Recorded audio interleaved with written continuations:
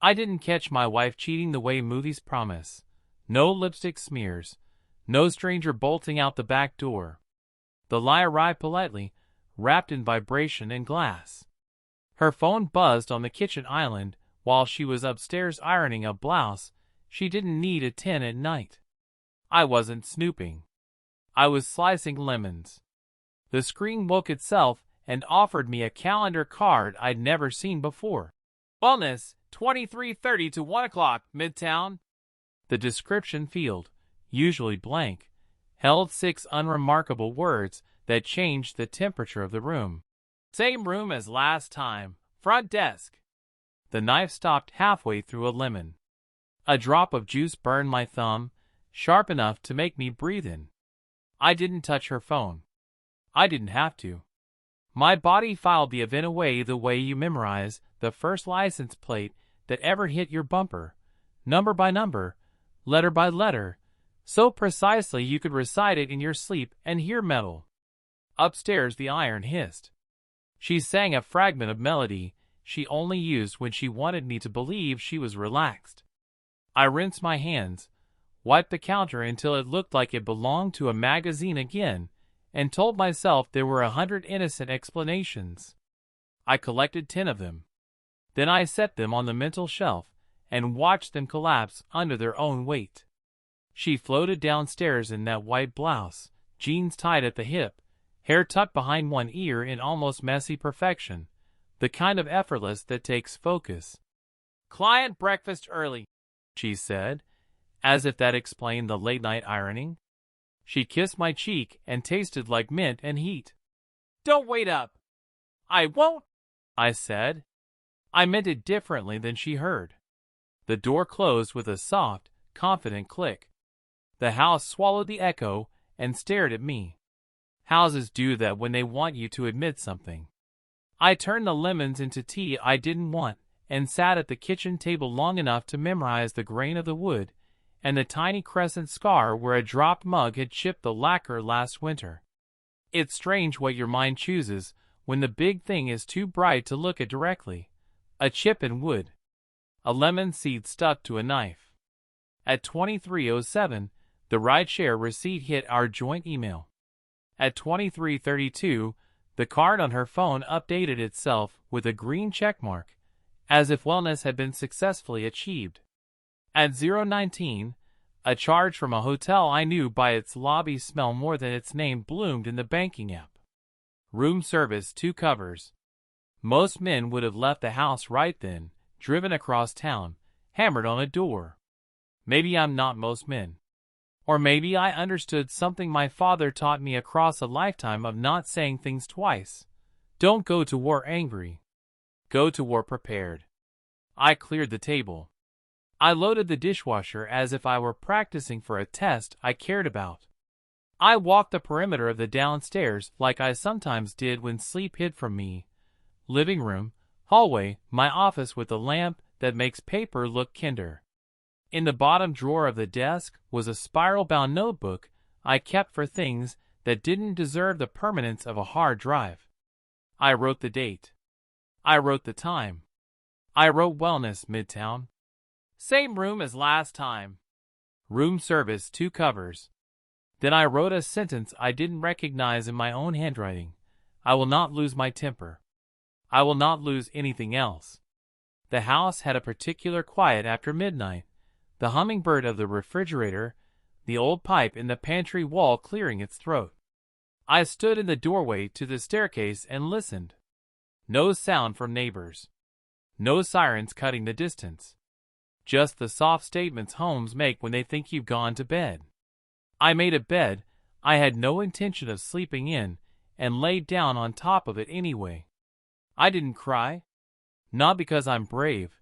Because my body hadn't decided yet whether tears would help or cost. The ceiling had a hairline crack that looked like a river. I had noticed it the day we moved in, promised to call someone about it, then learned how to stop seeing it. Now I watched it the way sailors watch a lighthouse. I told the crack what my father had told me. Prepared is a feeling you build. At 1:47 the alarm app announced front door, opened. At 1:48 it said closed. I closed my eyes and taught my breath how to pretend to be asleep. She put keys in the ceramic dish by the door the way she always did. She patted down the hallway with the careful steps of people who have done something they need the floorboards to forgive. The bathroom whispered. The shower told the room a story about steam. I lay there and learned the weight of our mattress again when a second body climbs onto it and tries to land without consequence. She turned on her side facing the wall. There were maybe 6 inches between our spines. There used to be less. 6 inches is a whisper when you're in love, an ocean when you're not. I didn't cross it. Neither did she. Somewhere near 3, sleep ambushed me with the dull mercy of a stun gun. Morning arrived the way debt collectors do, polite at first, then inevitable. She was already in the kitchen when I came downstairs. The coffee maker burbled. A skillet sighed. She moved with a choreography I'd memorized. Open, close, rinse, wipe. Casually efficient, quietly confident. "You're up early," she said. "So are you," I said. "Breakfast with the client," she answered, as if the words had been waiting in the air for their cue. "I told you last night." "You did." I poured coffee. "Big deal?" She shrugged one shoulder. "They always are." It landed like a joke and died like a lie. We ate eggs. We talked about nothing in sentences designed to be rearranged into a happy marriage by anyone spying through the blinds. Traffic, the neighbor's ridiculous inflatable lawn decor, a broken hinge she wanted me to look at. I knew the hinge. It needed 3 screws, not 2, and a hand that didn't rush. I said I'd fix it. She said thanks. That was the turn where, most mornings, I would kiss her, and she would kiss me, and both of us would pretend the exchange was currency. Today I washed the plate until the water turned too hot. She was halfway to the door when she doubled back, touched my arm with 2 fingers, and said my name as if asking me not to disappear. She has always been good at that, the small touches that feel like bridges but lead back to the island she prefers. I smiled in the polite, distant way you use with people who hand you flyers in a city you don't live in. The door clicked. The house returned to its true size. I took my coffee to the table and opened the notebook again. I drew 4 columns and gave them titles I could live with: private, public, legal, safe. The first column held the things I would not say yet and the distance I would learn to keep. The second held the places truth might be invited to speak without drama: numbers, calendars, reconciliation meetings with people who traffic in compliance rather than gossip. The third column got smaller the longer I looked at it. I don't like courtrooms unless they involve clean balance sheets or founders with the patience to explain. The fourth column got its own page: copies, offsite, real paper in a place where batteries don't matter. I added times and charges from the banking app, dates from her calendar, and locations from an itinerary I was never meant to see. I wasn't hunting for a confession. I was building a map. If you put enough pins in a city, the routes start telling you where they wanted to go all along. The doorbell rang at 9:12. A package. Her name on the label. I set it on the credenza and did not open it even though curiosity circled like a hawk. I did not become the person I wanted to beat. That was a rule I could keep. I took out the recycling. I straightened the shoes near the mat by the door. I fixed the hinge she had mentioned, 3 screws, not 2, and a hand that didn't rush. The hinge worked like a hinge again. It felt like cheating to let such a small success count in a day this complicated, but bodies need wins. I let it count. Upstairs, our room had the weird aftertaste of late-night steam, the mirror fog line, the faint citrus of her cleanser, the towel looped neatly as if it had never done anything wrong. I made the bed for real this time, and smoothed the duvet until the fabric agreed there were no storms here. I know better than to believe fabric. I opened the drawer where I keep old passports, a half-dead flashlight, and a photo strip from the fair where we thought eating cotton candy could stop a fight that had already happened. Behind the passports, in the envelope where house papers live, I slid 3 pages I printed from my laptop, a timeline with transactions, a summary of calendar overlaps, a neat list of dates and places that looked innocent until you read them in order. I added a letter addressed to me, in case I forget. It said, "You are angry. You are allowed to be. But you are not allowed to be sloppy. You will win by not needing to raise your voice. You will keep what matters. You will not lose yourself to people who lost themselves first." I walked the house again at noon, not because anything had changed but because I had. The living room was the same living room, plant we've overwatered and underloved, books we display more than read, the picture frame with a tiny silver nick in the bottom corner that only I notice. Our wedding photos sat on the shelf in a confident rectangle of white and smiles. For a minute, I looked at the man in that picture the way I look at people on airplanes, when the turbulence starts, and we all pretend we're fine. I wanted to tell him a thing I wish someone had told me. Love's first job is to tell the truth. If it stops doing that, it's a hobby with kissing. By mid-afternoon I had a rhythm. Document, breathe, repair something small, resist the urge to text anyone, document again. It's not glamorous, revenge that chooses to be patient. It feels like sweeping a floor everyone else insists is clean. But dust will not argue with a broom, and neither will numbers. At 16:03, she texted a photo of a salad and the caption, "Fueling up, wish me luck," with a sparkle emoji she uses when she wants to be perceived as extra live. I replied with a thumbs up because there are days when a thumbs up is the exact size of the truth a person can live with. I stood at the sink for a long time after that, the water running, the lemon halves from last night stacked like small moons. Dusk found the house early. Streetlight cut a narrow ladder of gold across the hallway floor, and the maple out front breathed in the little wind our street is allowed. I opened the hall closet and pushed aside winter coats to make a shelf for a slim zippered case.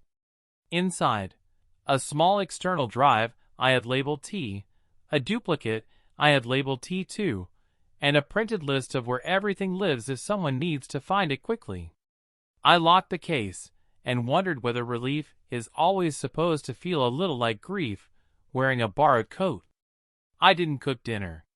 I arranged crackers and cheese on a plate like a person who has forgotten how to pretend a meal is a celebration.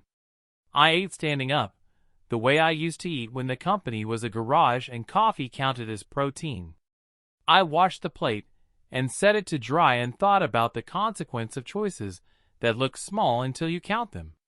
Her key turned at 1941. "Hey," she called. My name came after, thrown like a ribbon over a package she didn't have time to wrap. The bag hit the bench by the door.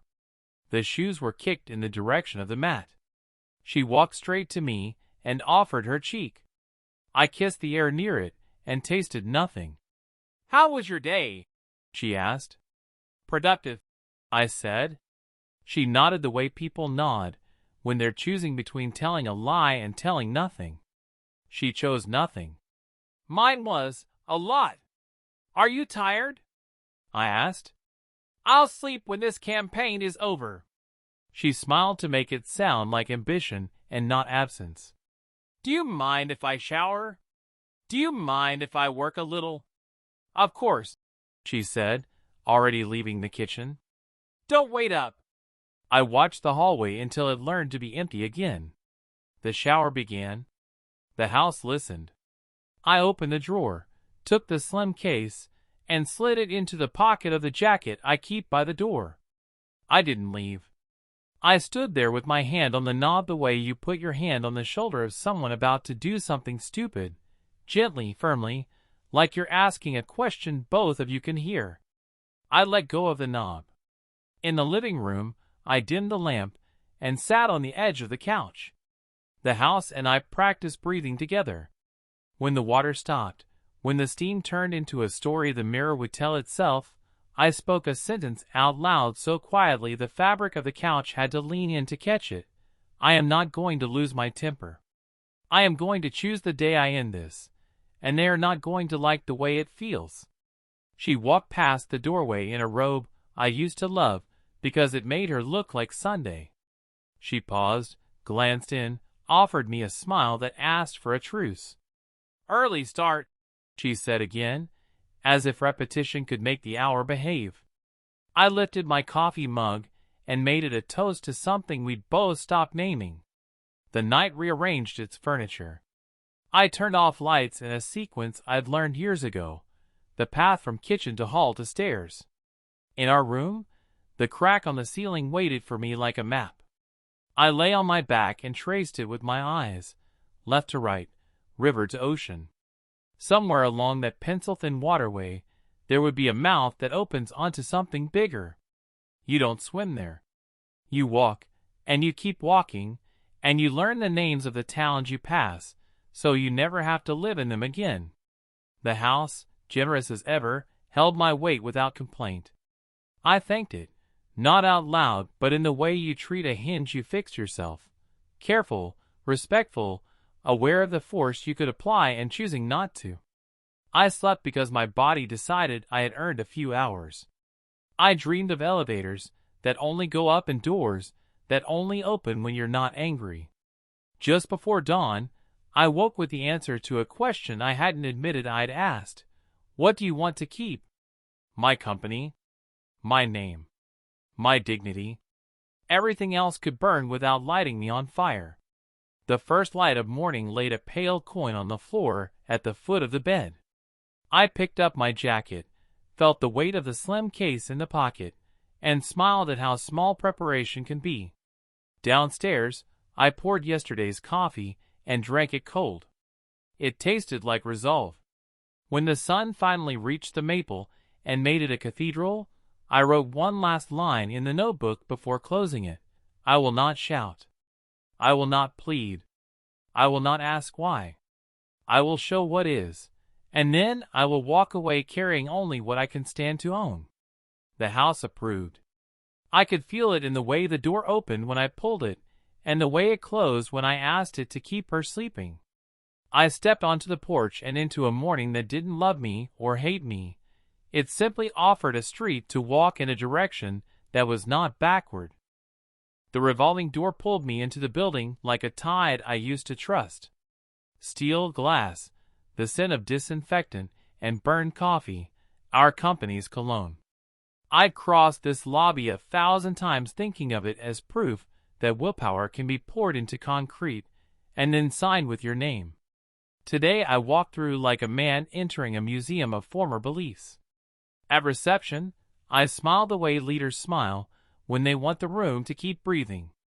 The guard nodded, tapped the desk, and slid a small stack of overnight mail toward me.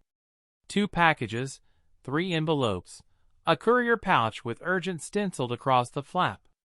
Nothing in the pile could break me. That was the new rule. Nothing inside this building got to decide who I was anymore. The elevator lifted me into the floor's familiar noise, keyboards murmuring, chairs muttering across carpet, the soothing tyranny of calendars. Through the glass, the city threw itself against our windows and slid down in streaks of morning light. I unlocked my office and stood in the doorway a second longer than necessary, the way you pause before entering a room where you once loved someone. My desk had stayed the way I left it, neat enough to be trusted, lived in enough to be believed. I put my notebook in the top drawer, opened the laptop, and let the screen ask me whether I was ready to begin. Prepared is a feeling you build, I told it. Then I started building. I didn't start with the board. I started with the building. Security logs are not romantic, but they are honest. I sent a polite, precise note to facilities. A routine reconciliation of badge access variants for a handful of executives, date range limited. In support of a compliance refresh ahead of audit prep. For sentences, 3 nouns that calm lawyers, 1 cc to legal to make everyone imagine a larger audience than the inbox required. The request left my screen and became someone else's job. Good. Let it walk. Finance next. Expense reports tell the truth if you teach them how.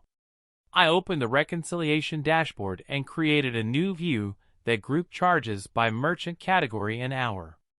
Midnight meals. Boutique hotels with a taste for dim lobbies and perfect ice.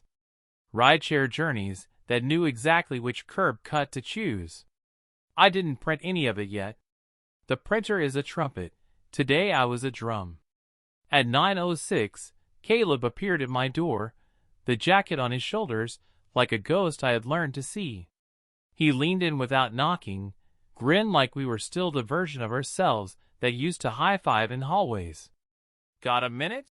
he asked, already inside. "For you? Always," I said, and moved one finger off the trackpad so the screen went to sleep. He dropped into the chair across from me and put his cracked phone face down on the armrest, the spiderweb catching a seam of sun. Little omens everywhere if you know how to read. "We good for the update later? I want to lead with the pipeline." "Lead with compliance," I said lightly. "Directors sleep better when they hear controls before they hear growth." His smile tilted. A small thing, like a ship adjusting a few degrees and changing where it will meet the horizon. "Since when do we open with controls?" "Since we're big enough for someone to ask why we didn't." He watched me a beat too long, the way a man listens for thunder after seeing the flash. "Right," he said finally. "Smart." He stood. "Drinks tonight?" "Long day," I said. "Rain check." He nodded like rain checks had not lately turned into storms. When he left, I let the screen wake and returned to the work of making silence heavy. I drafted a 1-page ethics and controls refresh to send to the board 20 minutes before the meeting, long enough to read, short enough to resist being forwarded to a cousin who loves drama. For bullets, travel reconciliation, with a neutral heat map, vendor revalidation, with anodyne checkmarks, card governance, with a note about consolidation of approvers, and badge variant sampling, with a dry sentence about correlating overnight access with declared travel. Each bullet was a door I could open later. I answered 3 Slack pings with the kind of leadership that sounds like weather, unhurried, recentering, and capable of panic. I accepted a meeting invite from legal titled Simply Touch Base, then changed it to as discussed so the subject would be true whether or not anyone remembered it. I pinged IT to rotate 2 admin credentials. In light of best practice, CCING no one, noting nothing else. Small levers. Quiet clicks. The elevator in my chest lifted 1 floor. At 10:23, facilities replied, "Pulling the badge variance report. We'll share via secure folder before noon." I thanked them in a sentence that made me sound like the kind of person who remembers birthdays. I didn't pace. I let the clock do what clocks do. The board prep came next. We had built this deck together for years, Caleb on narrative, me on numbers. Today I let the numbers talk a little colder. Charts without adjectives. Forecasts without the flattery investors sometimes pretend is strategy. When I wrote the speaker notes, I removed we from any sentence that described risk and gave I the verbs. A petty move if you know you're safe, a necessary one if you know you're not. Words lay foundations. Pronouns are the rebar. A soft knock. Anita stepped in without waiting for permission, the way only people who own a piece of you do. She wore the expression she reserves for bad weather and men who think umbrellas are personality. "Walk," she said, and kept walking. In the corridor, she matched my pace like we'd rehearsed it. "I read your note," she said.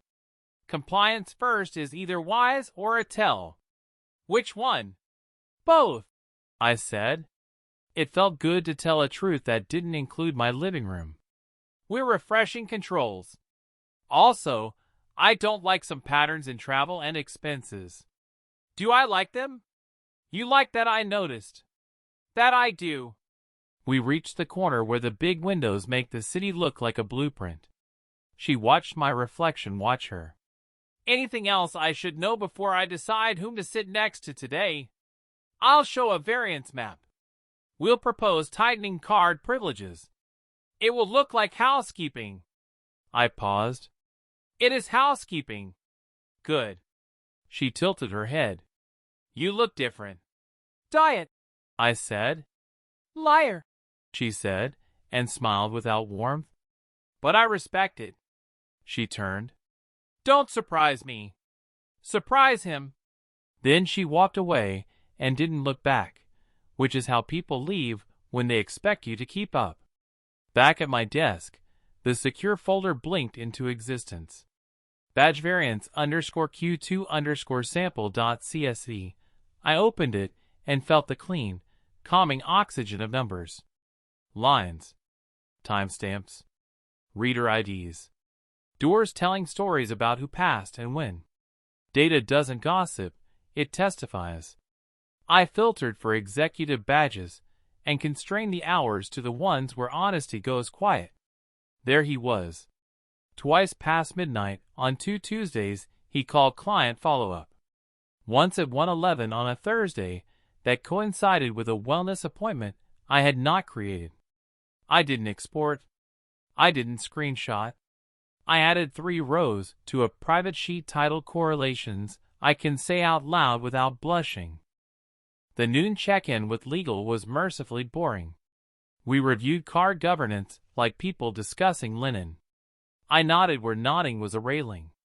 I asked for exactly one thing.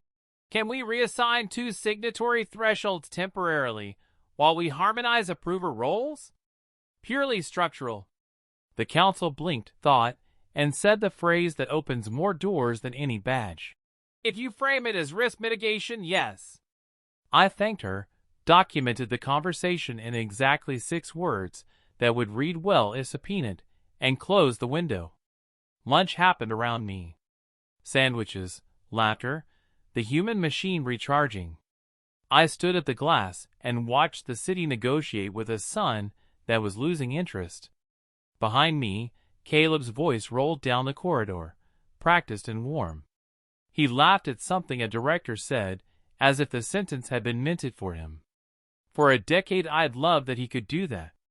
Today I loved that he needed to. At 1:58, I sent the Ethics and Controls refresh page to the board list with a greeting designed in a lab to calm primates. 3 minutes later, red receipts slid into my inbox like cards in a trick. At 2:09, Anita replied thank you. At 2:10, a quiet director who rarely writes anything replied appreciated. At 2:12, Caleb med, nice touch. Didn't know you were cooking that up. I replied with a thumbs up emoji, the new international sign for we don't need to talk about this. By 2:30, the boardroom had drained the color from everyone's faces the way it always does. The mic in the center hissed politely. The screen waited with our title slide like a curtain about to lift. I took my seat not at the head, never the head, but where I could see everyone's hands. Hands tell on people. You can make your voice behave. Fingers twitch when truth gets nervous. Caleb opened because that was habit, and habit is a narcotic. He thanked, he recapped, he forecasted. He is good at it. He always has been. When he said, we about wins, I let the pronouns sit. When he said, we about delays, I let my pen move. When it was my turn, I did not smile. I did not frown. I let the slides advance like a tide. Before we run the pipeline, I said, a housekeeping note. Slide, the 4 bullets from noon. We're refreshing controls ahead of audit. Nothing alarming, proactive hygiene. We've already begun tightening card governance and reconciling travel against declared work. We'll also sample badge variants to make sure access aligns with policy. No one gasped. No one needed to. You could feel the posture in the room change, the collective sitting up when the plane bumps. I walked them through 3 charts that did not accuse anyone of anything. At the corner of the room, Anita watched Caleb instead of me. I pretended not to notice her noticing. We ran pipeline. We ran projections. We pretended numbers could guarantee futures. And then the questions began. Not about growth. About governance. The quiet director cleared his throat. Operational drift, he said, like he was trying on the words to see if they fit. What's our posture? Corrective and calm, I said. We're on it. Caleb smiled a shade too wide. We've always been on it. Now we'll be seen to be, I said, and let the sentence land. When it ended, people peeled away in confetti patterns.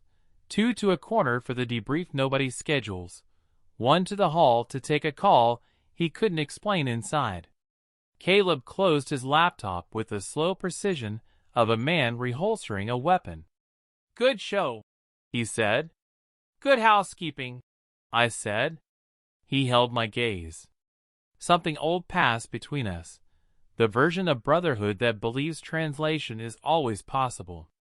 Then something new stood up in its place and said no. He nodded once and left, the jacket catching on the door handle for a half-second before the leather remembered how to be smooth. After, the office exhaled into evening. People went home to lives that were either honest or not. I stayed. The floor settled. The city lit itself. I opened the secure folder again and dragged badge variants _Q2_sample.csv into a private directory named like a dentist's appointment. I added a readme with 5 sentences that would make sense to someone who didn't know the story and enough dates to make it bigger than me. I practiced the call I would make tomorrow, not to HR, not to legal, not to PR, to a mediator. Quiet endings do more damage to the delusional than loud ones, and I wasn't interested in writing a novel for people who never read the rules. I wrote 3 outcome statements and stuck them to the bottom of my monitor. Keep the company. Keep the name. Keep the dignity. At 7:03, the custodial crew arrived, pushing carts that smelled like lemon and mercy. One of them, Luis, waved like he always does. Late one, he asked. Finishing, I said. You always say that, he grinned. Tonight I mean it. He laughed and moved on, music hissing from a phone in his pocket, the kind that turns mopping into choreography. I envied the honesty of his work. Mess, water, clean. If only. I took a slow lap of the floor. The boardroom was dark again, the screen a glossy eye. The kitchen offered the last cold coffee like an unwise friend. In the open area, the plants we pay a service to keep alive stood obediently green under weak bulbs. I stopped at the glass outside Caleb's office and looked in. His desk was almost too tidy, the way liars like their surfaces to be, everything aligned, nothing reflecting. On the credenza, a gift bag from some luxury brand slouched open, tissue paper leaning out like a tongue. Near the window, his jacket hung from a coat tree. No men in the room. No women. Just fabric and wood and a phone charger waiting for a device that had run out of battery or truth or both. I could have opened the door. The badge on my hip would have obeyed me. Instead, I stood on my side of the glass and learned a thing no one teaches. Sometimes restraint is a weapon that cuts deeper than the knife you left in the drawer. Back in my office, I wrote the last email of the day to myself and blind copied a mailbox only 2 people know exists. Summary of controls refresh. Owner's notes. I dated it. I listed what had moved, who had nodded, who had blinked. I included a line my father would have underlined. No accusations. Only architecture. Then I shut the laptop and let the room go still. Night pushed its face against the windows.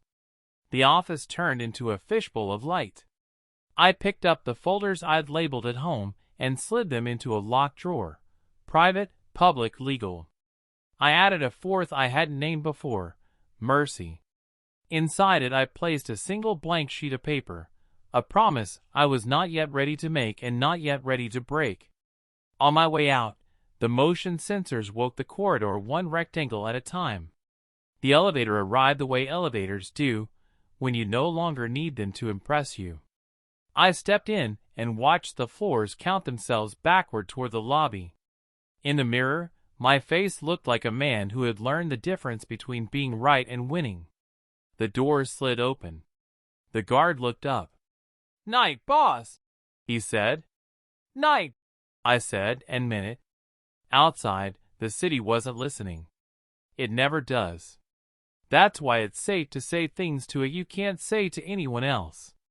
I said one sentence to the streetlight while nobody watched, not angry. Prepared. Then I crossed the sidewalk, and the revolving door took me back to air that didn't care what I'd built, only whether I could keep walking.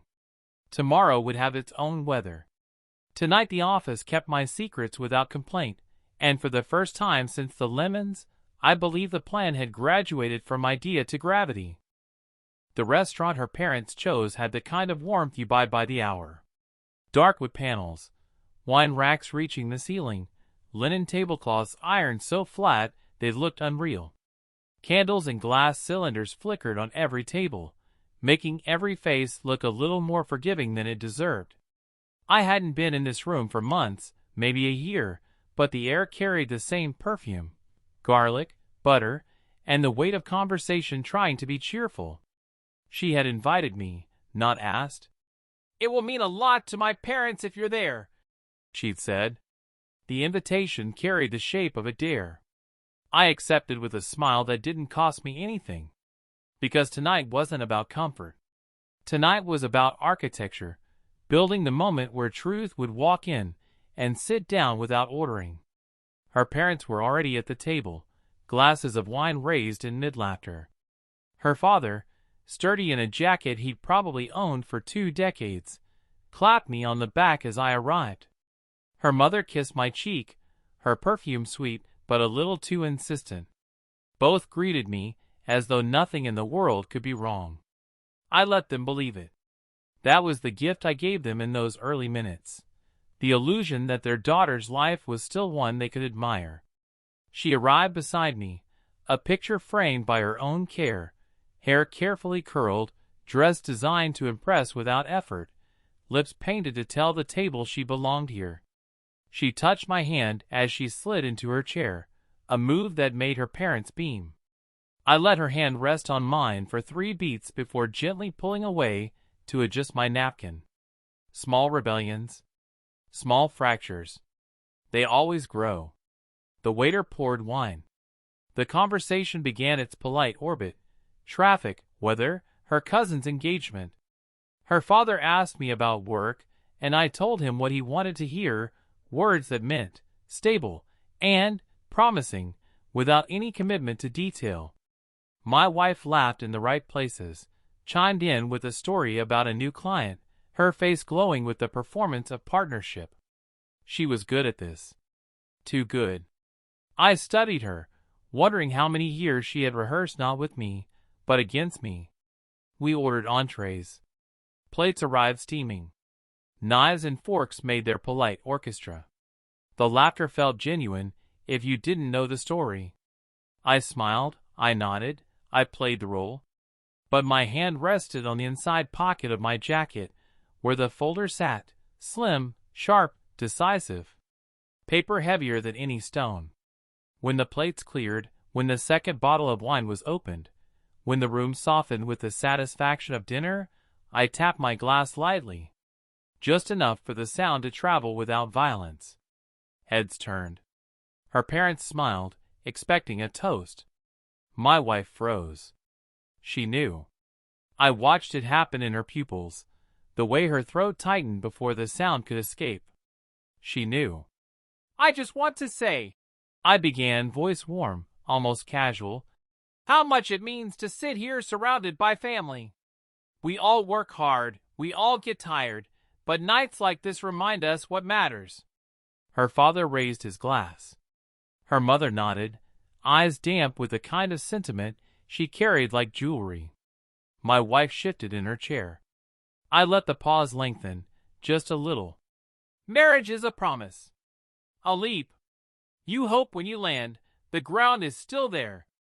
Lately, I've been thinking about what it means to know the ground under you. To know it's real. To trust it. Her hand twitched on her napkin. She whispered something only I could hear. Please. I reached into my jacket, pulled the folder, placed it on the table between the glasses and the candle. No theatrics. No slam. Just a man setting down the truth as if it were dessert. Her mother tilted her head, curious. Her father leaned forward, brows knitting. What's this? Proof, I said. Proof of what your daughter has been doing. And who she's been doing it with. The candlelight reflected off the glossy photos, the printed emails, the clipped receipts. A ride share to a hotel at midnight. A room service bill for two.